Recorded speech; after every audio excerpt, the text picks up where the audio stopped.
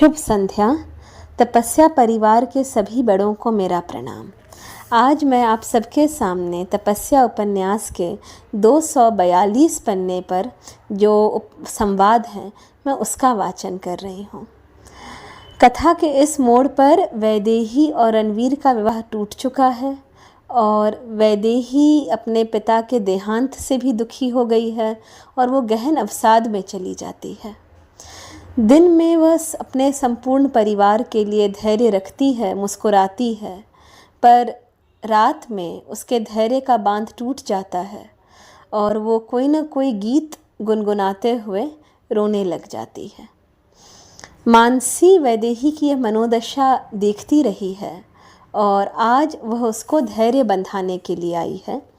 इस संवाद में हम यह देखते हैं वैदेही के चरित्र से कि कैसे एक निर्मल हृदय का व्यक्ति जब पीड़ित होता है तो उसकी पीड़ा भी प्रेम के साथ मिलकर एक आध्यात्मिक रूप ले लेती है। तो वाचन आरंभ करती हूँ। आज वैदेही को भग्न हृदय प्रेम की पीड़ा में विकल होते देख मानसी ने उसके चेहरे को अपने दोनों हाथों में लेकर ऊपर उठाया। उसने अपने चेहरे के आंसुओं को भुलाकर वैदेही के नरम कपोलों पर लुढ़के गर्म आंसुओं को अपनी साड़ी के पल्लू से बड़े वात्सल्य से पोंछा। उसकी पीठ थपथपाते हुए मानसी बोली, ओशो को पढ़ती हो, सुनती भी हो, मुझे भी सुनाती हो भगवान की बातें, मुझे साथ लेकर पुणे कम्यून सेंटर जाकर मेडिटेशन करने की बातें भी करती हो।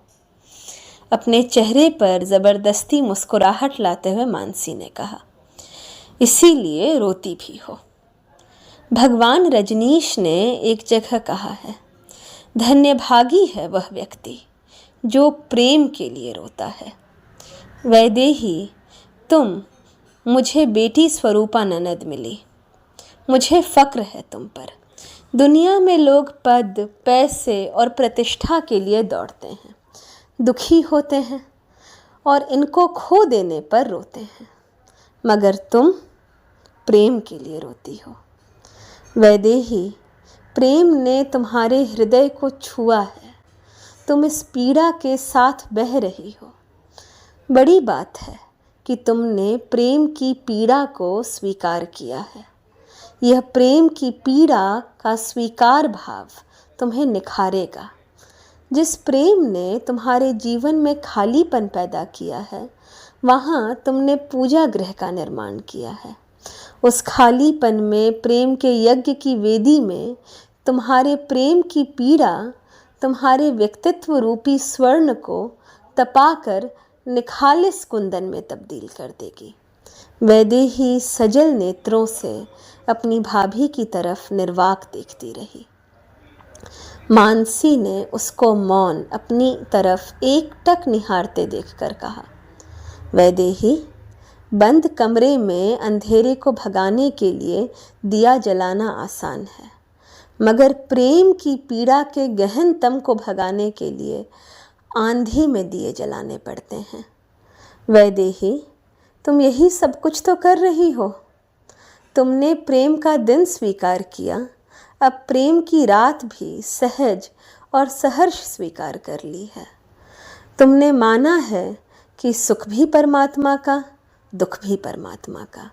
उसने सुबह बनाई, रात भी तो उसी की बनाई हुई है। उसने धूप बनाई, छाया भी उसी की बनाई हुई है। छोटी सी उम्र में तुम्हारी इस तरह की गहरी बातें मेरे दिल को छूती है। वैदेही, तुम पर प्यार उमड़ता है। कभी कभी मेरे दिल में ख्याल आता है कि राम प्रकाश कितना भाग्यशाली है जिसको तुम्हारा पवित्र प्रेम मिला है। वैदेही, तुम्हारी ईश्वर के प्रति आस्था हम सब के लिए संजीवनी का काम करती है।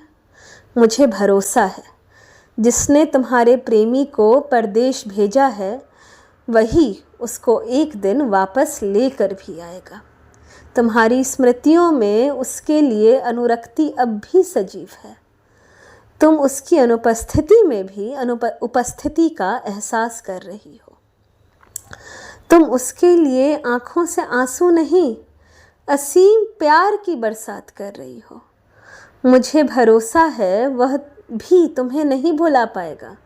मानसी ने वैदेही के आंसुओं से तरबतर नाजुक कपोलों को थपथपाते हुए मधुर मुस्कान के साथ कहा, वह लौट कर आएगा, देखना वैदेही, उसको तुम्हारे पास आना ही होगा। वैदेही सजल नेत्रों से अपनी भाभी की तरफ निशब्द देखती रही।